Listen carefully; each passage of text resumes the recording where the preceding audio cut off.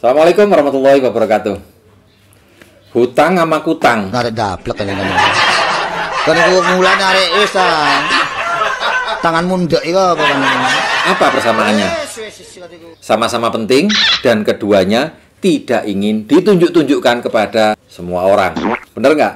Kecuali orang-orang tertentu. Coba aja Anda lihat hutang istri Anda. Wah repot ambek buta terong ya. Terus kalau ada orang yang suka menunjuk-nunjukkan hutangnya, itu gimana Pak? Ya mungkin dia sudah nggak ada masalah dengan hutang. Kalau lagi butuh pinjaman, datangnya secepat kilat. Begitu ditagih hutangnya, hilang kayak buronan. Jangan karena hutang, rezeki orang jadi terhalang. Janji itu adalah hutang, tetapi hutang tidak bisa dibayar cuma pakai janji. Itulah sekilas tentang cuitan antara antara pengutang dan yang butuh hutang. Yang butuh hutang. Ini obrolan yang penting tetapi terus terang tidak nyaman karena membahas sesuatu yang bisa mencederai harga diri kita. Jika gagal menyelesaikannya, maka akan menimbulkan gangguan atas keharmonisan di dalam hubungan, baik secara pribadi maupun di dalam keluarga. Berapa banyak rumah tangga harus kandas karena urusan hutang yang tidak kunjung usai. Dalam kasus jangka panjang, hal ini akan menjadi potongan kehidupan yang diwariskan dari generasi ke generasi. Terus bagaimana? Ayo kita simak contoh kasus berikut ini.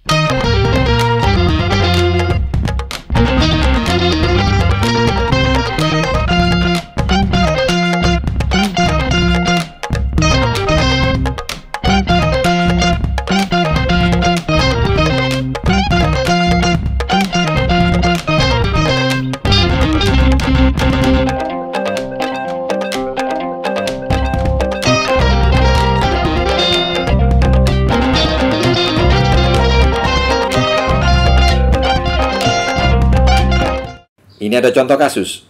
Seorang ayah meninggal dan menuliskan surat wasiat pembagian harta dan hutang piutang kepada anak dari istri pertamanya yang sudah meninggal. Jadi warisan ini untuk istri kedua dan anak-anaknya. Karena putra pertamanya adalah seorang pejabat PNS, sang ayah di dalam wasiatnya meminta putranya itu untuk melunasi hutang-hutangnya di bank. Tetapi sang putra membuat surat perlepasan hak waris, sementara jumlah warisan nilainya jauh lebih kecil dari hutang-hutangnya. Mencelek mana? Kuat nggak sih? Apakah harta sang ayah saja yang digunakan untuk membayar hutang-hutang? Atau justru harta istri dan anak-anak lainnya itu yang akan diambil? Rumah kebetulan atas nama istri. Apakah sang anak pertama bisa pula dituntut ketika dia sudah melepaskan hak waris? Pewaris dan seluruh ahli waris kebetulan tidak beragama Islam. Bagaimana solusinya? Jika para ahli waris menerima warisan secara murni, maka para ahli waris sebagai legitimate porsi harus membayar semua hutang pewaris. Masing-masing ahli waris harus membayar utang tersebut sebesar bagian dari warisan yang dia terima. Jika menerimanya sekian persen, maka dia harus membayar sekian persen atas hutang pewaris. Sedangkan jika para ahli waris menerima itu dengan hak istimewa untuk diadakan perhitungan aktiva dan pasiva warisan, maka ahli waris beneficiar tersebut hanya perlu membayar hutang pewaris sebesar jumlah warisan yang diterimanya. Jika anak yang pertama melepaskan hak warisnya, maka otomatis dia tidak menerima warisan si pewaris, baik harta ataupun hutangnya kan, maka anak pertama tersebut tidak dapat dibebankan atas hutang si pewaris dan tidak dapat dituntut karena dia sudah melepaskan hak waris sebagai ahli waris. Jadi enaknya warisannya itu diterima apa enggak? Ya lihat-lihat ya, besar apa kecil. Mau kayak wong tandus.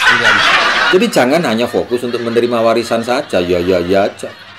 Anda perlu mencari tahu sumber harta ini ada kaitannya enggak dengan hutang di masa lampau. Tapi bagaimanapun juga, tetap beliau adalah orang tua kita. Artinya, kalau setiap hutang yang kita miliki itu sudah dilindungi dengan kontrak uang pertanggungan asuransi senilai pokok hutang serta bunga-bunganya, maka hal ini merupakan strategi yang bijaksana untuk menjaga nilai warisan kita tidak mengalami penyusutan. Loh, nek ngene jelas. Terang gamblang cetha trewelo-welo. Nah, rekan-rekan, kita tahu bahwa apabila dalam sebuah periode waktu tertentu, katakanlah 1 bulan, jika pendapatan 1 bulan kita ini tidak mencukupi untuk menutupi semua pengeluaran, maka kita mengalami defisit keuangan. Untuk mengatasi defisit keuangan dapat diatasi dengan beberapa macam cara. Pertama, mengurangi atau mengambil dari aset yang sudah ada, yaitu dengan cara mengambil dari tabungan yang sudah tersedia. Ini adalah cara mengatasi kondisi defisit keuangan yang paling disarankan. Ada uang, bayar, selesai. Atau yang kedua, mengurangi atau menjual aset yang sudah ada, itu diuangkan dengan segera, entah dijual misalkan. Namun harus diperhatikan bahwa yang dijual adalah aset yang tidak produktif. Dan perlu dipertimbangkan bahwa tidak semua aset dapat diuangkan dengan segera untuk menutup defisit keuangan. Karena urusan waris-mewaris itu tidak segampang yang Anda duga, meskipun nilainya besar. Yang kedua, dengan menambah atau menutup dengan hutang, yaitu dengan cara mengajukan hutang dari teman atau kerabat dekat. Biasanya untuk jumlah yang tidak besar dan yang tidak dikenakan bunga pinjaman. Bahkan dalam beberapa hal, perusahaan tempat kita bekerja dapat memberikan pinjaman kepada karyawan, sehingga itu bisa menolong untuk mengatasi defisit keuangan. Yang kedua, berhutang dari lembaga pembiayaan atau lembaga keuangan seperti bank, kartu kredit, atau lembaga pembiayaan konsumen lainnya. Ini biasanya untuk jumlah yang cukup signifikan dan dia akan dikenai bunga pinjaman. Bagaimana cara mengelola defisit keuangan? Tapi sebelumnya harap dicatat ya, bahwa defisit keuangan harus secepatnya diatasi. Dan diusahakan jangan terjadi berkali-kali, cukup 1 kali. Cukup sekali, aku merasa kegagalan keuangan. Karena defisit keuangan yang terjadi berkali-kali adalah sumber dari semua masalah keuangan, baik dalam keluarga maupun dalam perusahaan. Disinilah peranan strategi money management untuk bisa menyisihkan alokasi pengeluaran dalam pos-pos yang benar. Ditambah pula dengan kesadaran diri untuk sadar posisi dan sadar kebutuhan. Sadar kebutuhan yang saya maksud adalah Anda butuh untuk memiliki penghasilan yang jauh lebih besar dari saat ini. Kalau Anda bisa lebih kaya, mengapa harus memilih untuk bekerja dengan penghasilan yang terbatas? Tidak ada yang salah dengan menjadi kaya. Yang salah bagi saya adalah membiarkan diri kita untuk berpasrah diri dengan kesempatan dan kesehatan yang mumpung masih kita miliki saat ini. Silakan Anda browsing di teks literatur keagamaan. Apakah ada larangan bagi kita untuk hidup sejahtera? Adakah larangan bagi kita untuk memiliki harta lebih banyak? Yang dilarang adalah sikap bakhil atau kikir atas harta yang kita miliki. Sikap tamak sehingga kepekaan sosial kita menjadi tidak ada, dan itu dilarang. Karena kita harus tahu, meski kita hidup berkali-kali, tetap saja Anda dan saya mati 1 kali. Carilah peluang bisnis yang memungkinkan untuk bisa menyelesaikan persoalan-persoalan keuangan. Kalau Anda belum ketemu, boleh Anda tanya kepada saya. Dan dengan sukacita, saya akan sharingkan peluang bisnis yang bisa Anda kerjakan dengan cara yang mudah, sederhana, dan menyenangkan. Dan yang terpenting, bukan hanya dapat melunasi hutang Anda, tetapi dapat merubah hidup kita menjadi lebih sejahtera. Kau ini jari siapa? Perubahan finansial Anda akan seperti bumi dan langit, persis seperti yang saya alami. Konsekuensi dari berhutang adalah timbulnya beban bunga pinjaman yang harus dibayar selain pokok pinjamannya itu sendiri, yang tetap harus dikembalikan. Bunga pinjaman ini apabila tidak dikelola dengan baik, akan menimbulkan pengeluaran pasif atau yang kita sebut dengan passive expenses, berupa biaya siluman yang tidak kita sadari, nilainya tambah lama tambah naik, dan ini membebani keuangan kita. Dan itu menyebabkan kebocoran keuangan. Jadi, sebelum berhutang, pikirkan terlebih dahulu dari mana sumber dana untuk bisa melunasi pinjaman beserta bunganya. Dan apabila kita tidak yakin dananya ada, sebaiknya janganlah berhutang. Oleh karenanya, usahakan defisit keuangan jangan pernah sampai terjadi atau jangan terjadi berkali-kali. Tidak semua hutang itu buruk. Bahkan ada hutang yang produktif, seperti untuk bisnis. Yang penting adalah bagaimana kita dapat mengelola dan mengendalikannya. Tujuan orang berhutang ada bermacam ragam. Di antaranya adalah untuk tujuan bisnis. Dapat berupa modal kerja atau investasi usaha, konsumtif, KPR yang pertama, kredit mobil motor, kredit barang elektronik, dan lain-lain. Untuk likuiditas, untuk kebutuhan kurang dari 1 bulan, misalnya menggunakan kartu kredit sebagai dana darurat. Untuk dana darurat, kebutuhan yang mendesak, misalnya untuk menutup kewajiban segera karena alternatifnya terbatas dan jika ada biasanya berbunga tinggi.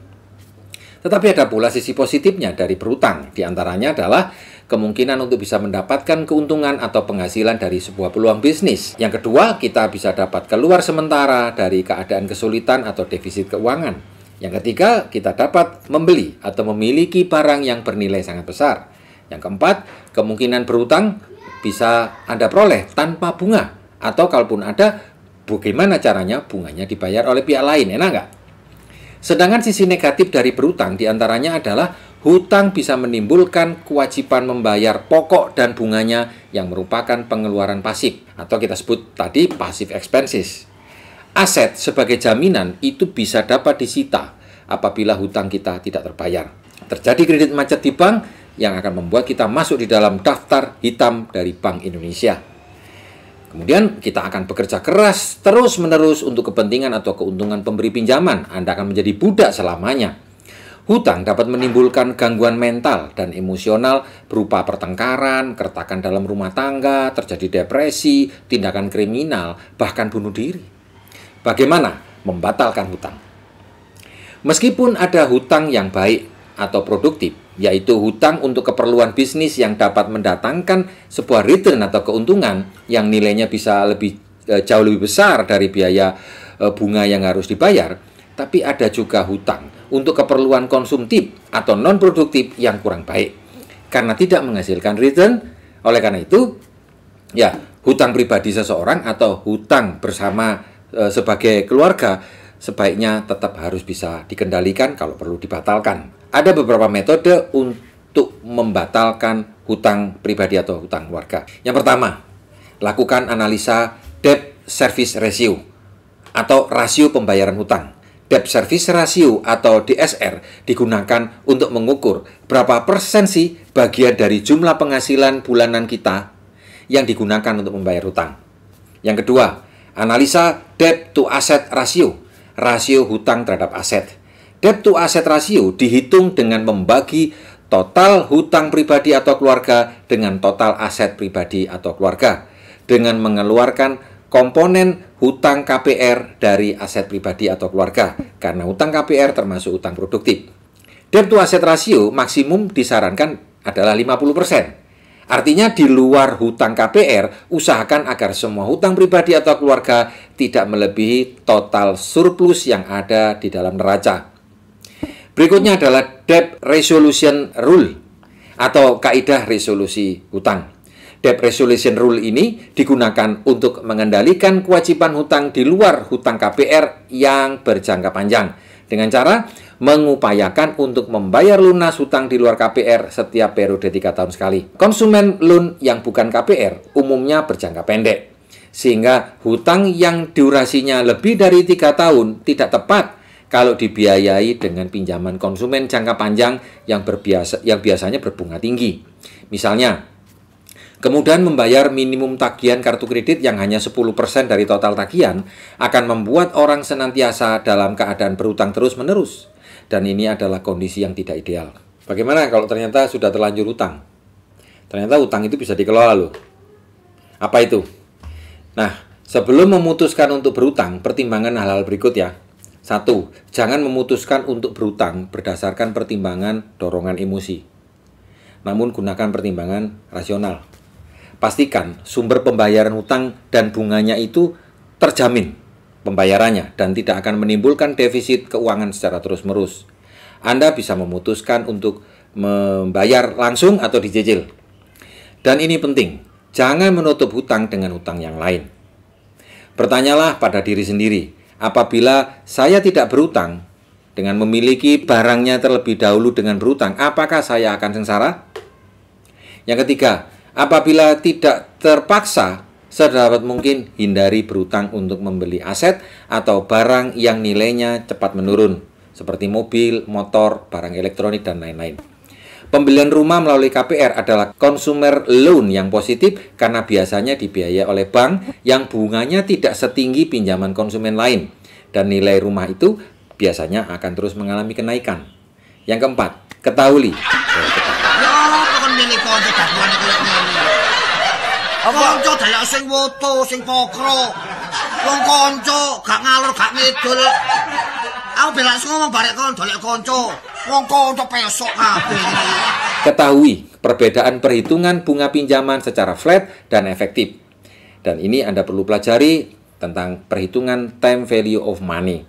Yang kelima, apabila sudah diputuskan untuk berhutang, siapkan laporan penunjang persetujuan kreditnya. Pastikan saat Anda memasuki usia 50 tahun, kurang 5 tahun lagi memasuki masa pensiun, Anda tidak lagi memiliki hutang. Karena memiliki hutang di masa indah dapat mengganggu kenyamanan Anda dan merusak kesehatan Anda. Sudah tua masih banyak utangnya. Gunumanmu iku seneng aku. Sedidik ta nyoga entil-entil. Mengerikan bagi kita jika memiliki hutang yang tidak dapat dilunasi. Karena itulah Rasulullah SAW memberikan motivasi bagi siapapun yang bersedia menolong kesusahan keuangan orang lain karena urusan hutang ini. Dari Abu Hurairah dari Nabi Muhammad SAW, beliau bersabda, barang siapa yang melepaskan seorang muslim dari kesusahan dunia, maka Allah akan melepaskan kesusahannya pada hari kiamat esok. Dan barang siapa yang memberikan kemudahan kepada orang yang sedang mengalami kesulitan di dunia, maka Allah akan memberikan kemudahan kepadanya di dunia dan di akhirat. Dan barang siapa yang menutupi aib seseorang muslim di dunia, maka Allah akan menutupi aibnya di dunia dan di akhirat. Dan Allah akan senantiasa menolong hamba-hambanya selama hamba itu menolong saudaranya. Hadis riwayat At-Tirmizi. Dari Aisyah radhiyallahu an, Rasulullah berdoa dalam sholat, ya Allah, aku berlindung kepadamu dari berbuat dosa dan terlilit hutang. Lalu ada seorang yang bertanya, mengapa Anda banyak meminta perlindungan dari hutang, wahai Rasulullah? Rasulullah menjawab, sesungguhnya seseorang apabila sedang berhutang, ketika dia berbicara biasanya berdusta, dan bila berjanji sering menyelisihinya. Hadis riwayat Bukhari Muslim. Utang yang ditinggalkan oleh seseorang ketika dia meninggal akan menjadi salah satu perkara yang menghalanginya untuk masuk surga. Dari Sauban radhiyallahu an, Rasulullah SAW bersabda, barang siapa yang meninggal dalam keadaan terbebas dari 3 hal, yaitu sombong, hulul atau khianat, dan hutang, maka dia akan masuk surga. Sunan At-Tirmizi. Bisa jadi jiwa Anda akan terkatung-katung dalam alam baka gara-gara hutang ini. Dari Abu Hurairah radhiyallahu an, Rasulullah SAW bersabda, jiwa seorang mukmin itu tertahan oleh sebab hutangnya sampai hutang itu dilunasi. Musnad dari Ahmad. Karena itulah, marilah kita selalu mohon petunjuk dan munajat kepada Tuhan agar terbebas dari belenggu hutang keparat, bikin bejat, membuat kita terlaknat, dan mendorong orang berbuat maksiat. Semoga bermanfaat. Jangan lupa klik share dan subscribe jika konten ini bermanfaat. Assalamualaikum warahmatullahi wabarakatuh.